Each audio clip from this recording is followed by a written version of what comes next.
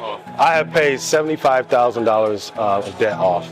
Mostly student loan debt, auto loans, and then a couple credit cards. I read Dave Ramsey's book, The Total Money Makeover, and that just sparked everything. Just seeing those personal stories and, you know, people, like real life people becoming debt free and really achieving freedom early on in their life.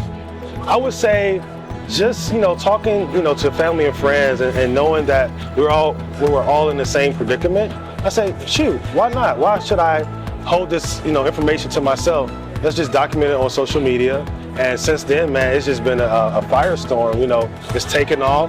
People really following the movement. And in Columbus, Ohio, I'm definitely trying to bring that to everyone and their family to be debt free. So one of the things, all of this, I talk from a family-oriented type of space. So it's me and my wife. You know, although it's my debt, she has brought it on as her debt. So I get a lot of feedback from couples that say, hey, you guys are motivating us just by your simple posts. Yesterday I posted a blog about our debt-free journey and just been very transparent about that. And people really enjoy that transparency from us.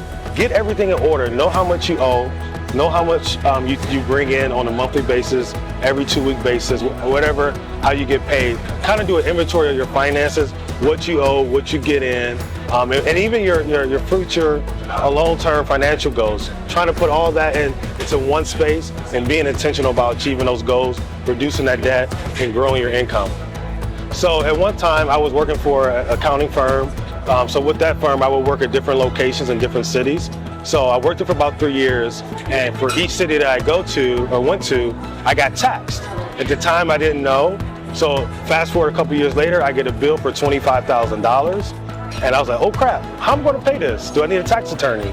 So luckily, I had a relative that worked in a similar agency, and he told me, hey, just call them up, negotiate with them, and you'll be able to talk them down dramatically. So I talked them down to $500, and I didn't think it was possible. But one of the things, it was a scare tactic, I thought was, and it was one of those things where I was like, okay, I'm gonna try it. I have nothing to lose, and I had everything to gain by only paying $500. And luckily, they haven't came back to get me, so I think we're good. Just knowing what your options are. Of course, they're not gonna tell you what your options are, but just being proactive, being a little brave, like pushing back a little bit can definitely help, because you never know what will happen.